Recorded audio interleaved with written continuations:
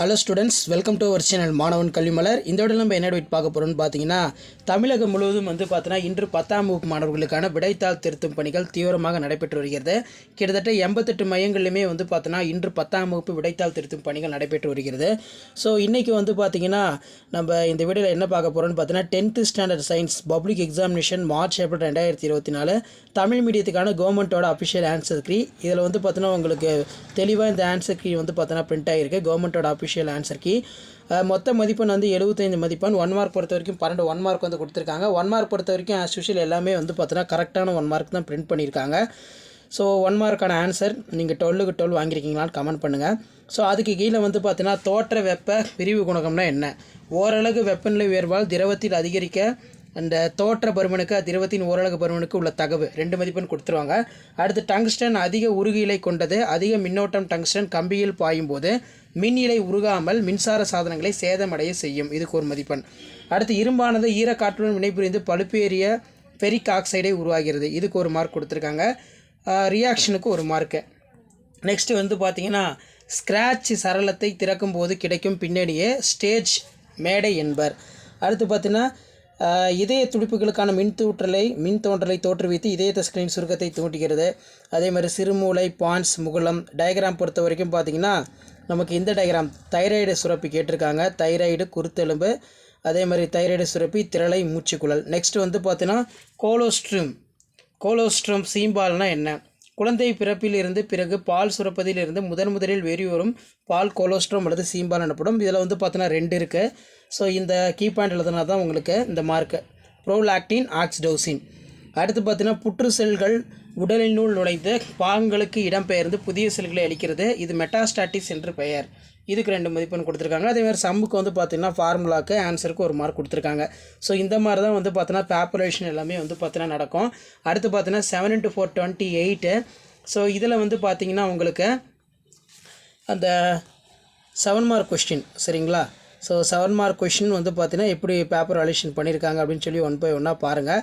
So மறக்காத video மட்டும் ஃப்ரெண்ட்ஸுக்கு ஷேர் பண்ணுங்கள். மாணவன் கல்விமலர் யூடியூப் சேனலை சப்ஸ்கிரைப் பண்ணி கீழே இருக்கக்கூடிய பெல்லைக்கான ப்ரெஸ் பண்ணி ஆள்னு வைங்க. 7 மார்க் பொறுத்த வரைக்கும் நீங்கள் 3 அட்டன் பண்ணோம். இதில் பார்த்தீங்கன்னா 4 மார்க் கொடுத்துருக்காங்க. டைப் ஆஃப் இனேஷியா. ஸோ இதுக்கு மார்க் அலாட்மெண்ட் பார்த்தீங்கன்னா ஓய்வின் நிலைமம், இயக்கத்தில் நிலைமம், திசையில் நிலைமம்.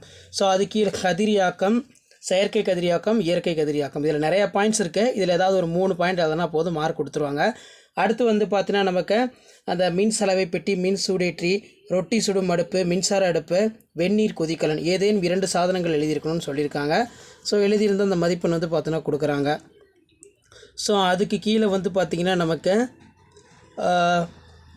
25வது கொஷினு 25ல் ஒரு குறிப்பிட்ட வெப்பநிலை மற்றும் அழுத்தத்தில் 100 கிராம் கரைப்பணியில் கரைந்து தெவிட்டிய கரைசலை உருவாக்க தேவையான கரைப்பொருட்களின் கிராம்களின் எண்ணிக்கை கரைதிறன் எனப்படும். அடுத்து பார்த்தீங்கன்னா சுவாசிதலின் போது வெளியேற்றப்பட்ட கார்பன் டை ஆக்சைடின் அளவிற்கும் எடுத்துக்கொள்ளப்பட்டுள்ள ஆக்சிஜன் அளவிற்கும் இடையே உள்ள விதமே சுவாச ஈவு எனப்படும். அல்லது சுவாச ஈவு எப்படி எழுதணும்னா வெளியிடப்படும் CO2 அளவு பை எடுத்துக்கொள்ளப்படும் CO2 அளவு 2 மதிப்பெண். நெக்ஸ்ட் பார்த்தீங்கன்னா நமக்கு ஒளிவினையின் போது ஒளிச்சேர்க்கை நிறமிகள் சூரிய ஆற்றலை ஈர்த்து ATP மற்றும் ADPH2 ADPH+H உருவாக்கிறது. ஸோ இந்த கீ பாயிண்ட் இப்படி மார்க் கொடுத்துருக்காங்க. அடுத்து பார்த்தீங்கன்னா டென்டல் ஃபார்முலா கேட்டிருக்காங்க. முயலின் பல் வாய்ப்பாடை எழுதுக. பல் வாய்ப்பாடு பொறுத்த வரைக்கும் இந்த மாதிரி எழுதிங்கன்னா 2 மார்க்கு, அது கீழே 2 மார்க்கு. 4 மார்க்குங்கிறதுனால மார்க் ஸ்ப்ளிட் பண்ணி கொடுத்துருக்காங்க. அடுத்து பார்த்தீங்கன்னா நான்மைய நிலை தாவரங்கள் யூப்ளாய்டி நன்மை பயக்கக்கூடியவை. இதுக்கு 1 மார்க்கு. நான்மைய நிலை பெரும்பாலும் அளவில் பெரிய பழம் மற்றும் பூக்களை உண்டாக்கும். இதுக்கு 1 மார்க்கு. அடுத்து நியூரானோட வகைகள் பார்த்தீங்கன்னா ஒருமுனை நியூரான், இருமுனை நியூரான், பலமுறை நியூரான். இதுக்கு 2 மார்க்கு. அடுத்து பார்த்தீங்கன்னா தமனிக்கும் சிறைக்கும் உள்ள வேறுபாடு.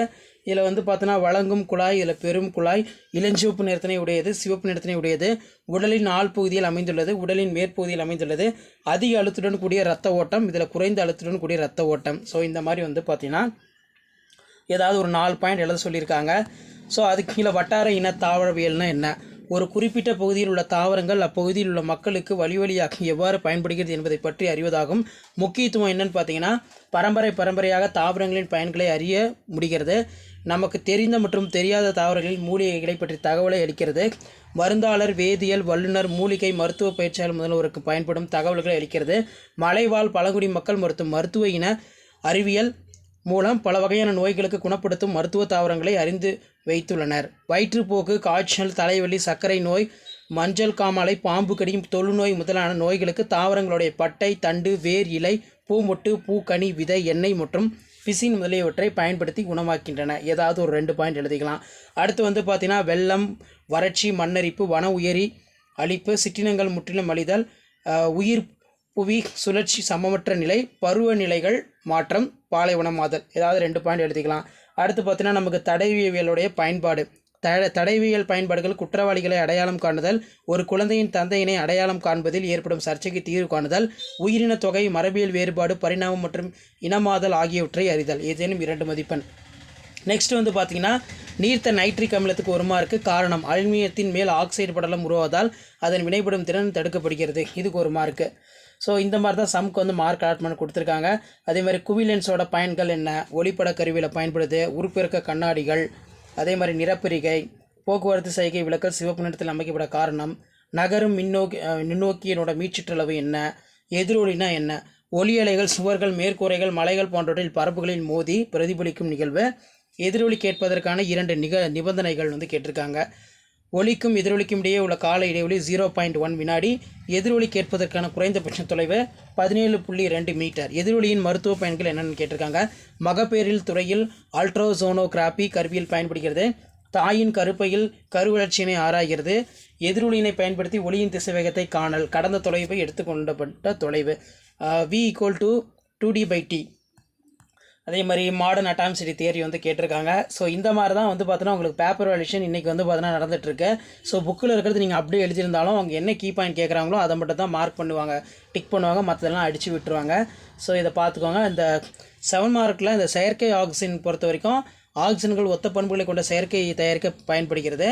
எக்ஸாம்பிள் 2,4-D அப்படின்னா 2,4-D டைக்ளோரோபினாக்சிக் அசிட்டிக் அமிலம். அடுத்து சூழலோட அமைப்பு பொறுத்த வரைக்கும் டயக்ராமுக்கு 1 மார்க்கு, பாகத்துக்கு 1 மார்க்கு. அதே மாதிரி தியரி எழுதணும். ஸோ இதில் சில பேர் பார்த்தீங்கன்னா வெறும் ஓவில் தானே கேட்டிருக்காங்க, இதுக்கு கைனீஷியம் படமும் வரையலான்னு சொல்லியிருந்தீங்க. கைனீஷியம் படம் வரைஞ்சி பார்ட்ஸ் மார்க் பண்ண சொல்லியிருக்காங்க.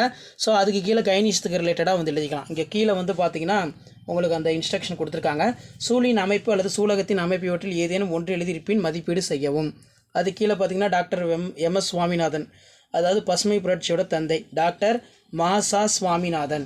அடுத்து பார்த்தீங்கன்னா உட்கலப்பு வெளிக்கலப்புனா என்ன, அதுக்கு பார்த்தீங்கன்னா கொடுத்துருக்காங்க. கோவேறு கழுதை.